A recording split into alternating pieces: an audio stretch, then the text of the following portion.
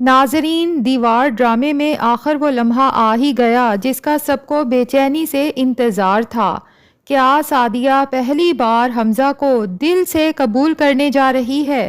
ادھر بلال کی نیت ایک بار پھر بدل چکی ہے، جبکہ شارق اور بلال کے درمیان ایسا خطرناک جھگڑا ہونے والا ہے جو پورے خاندان کو ہلا کر رکھ دے گا۔ آئیے جانتے ہیں آنے والی قسط میں کیا کچھ ہونے والا ہے۔ بلال نے جب سے سعدیہ اور حمزہ کو ایک خوشحال زندگی گزارتے دیکھا ہے، اس کے دل میں دوبارہ لالچ جاگ اٹھی ہے۔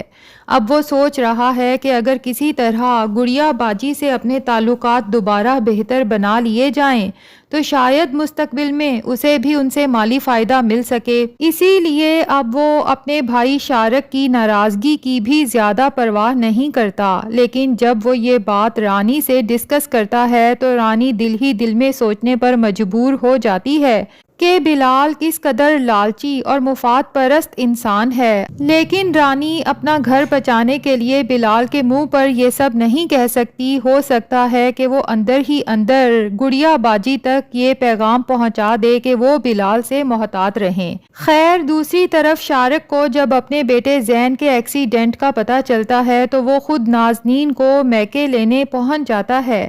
نازنین یہ دیکھ کر بہت خوش ہو جاتی ہے اور یہی سمجھتی ہے کہ آخر کار شارق کو اپنی غلطی کا احساس ہو گیا، تبھی تو وہ اسے خود لینے آیا ہے۔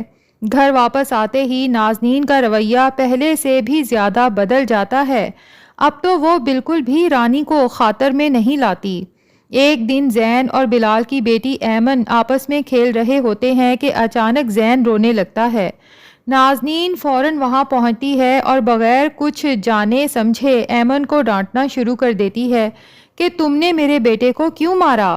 یہ دیکھ کر رانی بھی اپنی بیٹی کے دفاع میں آگے بڑھتی ہے اور سخت لہجے میں کہتی ہے، بھابی خبردار، اگر آپ نے میری بیٹی پر ہاتھ اٹھایا یا اسے کچھ کہا، اب میں ہر بات پر خاموش رہنے والی نہیں ہوں۔ رانی کی یہ بات نازنین کو اور بھی زیادہ غصہ دلاتی ہے۔ شام کو جب شارق آفس سے واپس آتا ہے تو نازنین روتے ہوئے سارا واقعہ جھوٹا بنا کر اور مرچ مسالہ لگا کر شارق کو بتاتی ہے۔ وہ کہتی ہے، آج رانی اور اس کی بیٹی نے ہمارے زین کے ساتھ بہت برا سلوک کیا۔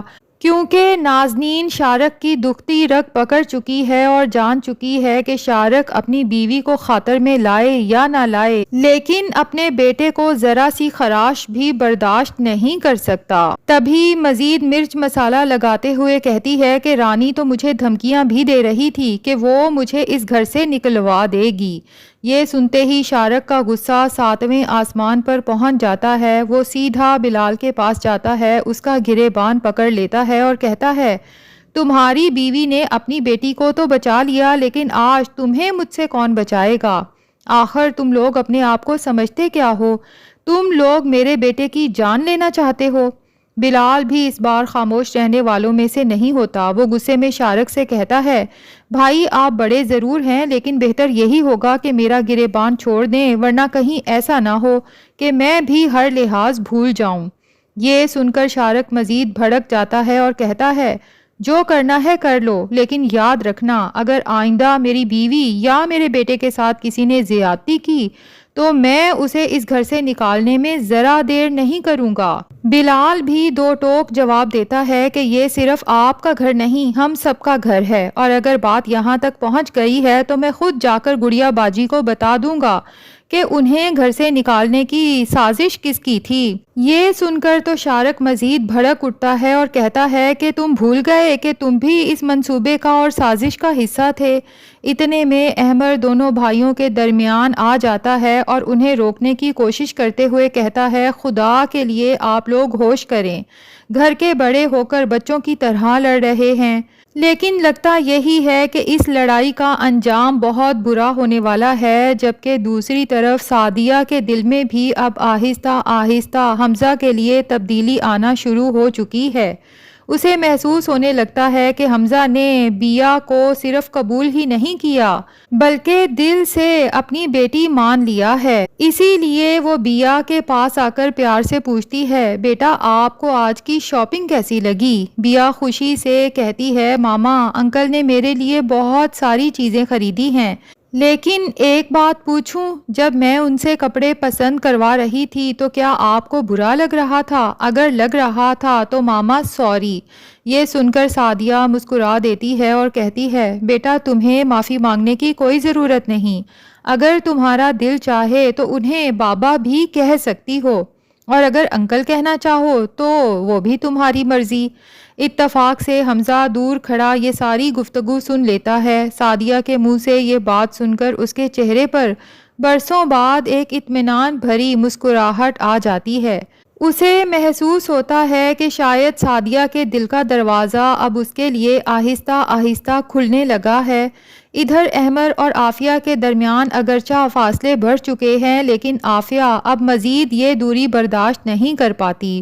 وہ خود احمر کے پاس آ کر کہتی ہے، پلیز احمر، اب ناراضگی ختم کر دو۔ آج گڑیا باجی کا بھی فون آیا تھا، وہ بھی یہی کہہ رہی تھیں کہ مجھے خود پہل کر لینی چاہیے تمہیں منانے میں، اور دیکھو میں ان کی بات مانتے ہوئے تم سے معافی مانگنے آ گئی۔ احمر ہلکی سی مسکراہٹ کے ساتھ جواب دیتا ہے، اچھا تو مطلب تم صرف گڑیا باجی کے کہنے پر آئی ہو، اپنی مرضی سے نہیں۔ عافیہ فوراً کہتی ہے کہ ایسی بات نہیں ہے، کچھ ان کے سمجھانے کا اثر ہے، لیکن زیادہ میرے اپنے دل کی آواز ہے۔ تم جانتے ہو میں تم سے کتنی محبت کرتی ہوں، میں زیادہ دیر تم سے ناراض اور دور رہ ہی نہیں سکتی، اور میں وعدہ کرتی ہوں جیسے ہی ڈیڈ کی طبیعت بہتر ہوگی میں خود آفس چھوڑ دوں گی۔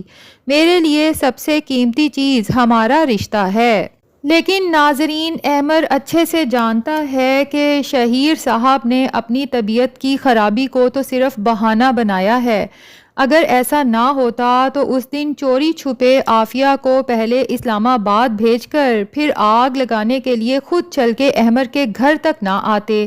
خیر، احمر عافیہ کو اس کے باپ کے خلاف صاف الفاظ میں کچھ کہہ بھی تو نہیں سکتا، لیکن ہو سکتا ہے کہ آہستہ آہستہ وہ کچھ ایسا کرے کہ عافیہ کو خود اپنے باپ کی حقیقت کا پتہ چل جائے، تب جا کر اسے افسوس ہوگا کہ اس نے اپنے باپ پر اعتماد کر کے کتنی بڑی غلطی کی۔ ویسے عافیہ کو بھولنا نہیں چاہیے کہ احمر سے شادی سے پہلے یہی شہیر تھا جو اپنے بزنس میں اس قدر مصروف رہتا تھا کہ عافیہ کے لاکھ ریکویسٹ کرنے پر بھی شہیر کے پاس عافیہ کے لیے وقت بالکل بھی نہیں ہوتا تھا، اور اب اچانک ایسا کیا ہو گیا کہ شہیر کے پاس عافیہ کے لیے وقت ہی وقت ہے، اور پھر عافیہ وہی حرکتیں احمر کے ساتھ دہرا رہی ہے جس کی وجہ سے وہ اپنے باپ سے ہمیشہ ناراض رہتی تھی کہ اپنے بزنس اور میٹنگز کی وجہ سے ڈیڈ گھر پر ٹائم نہیں دیتے۔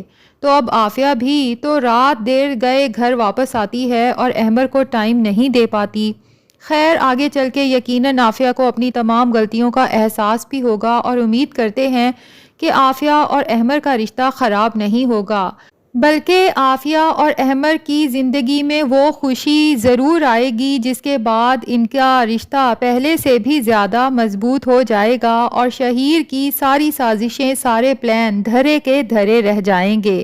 تو ناظرین، آپ کو عافیہ اور احمر کا کپل کیسا لگتا ہے؟ کمنٹس میں ضرور بتائیے گا۔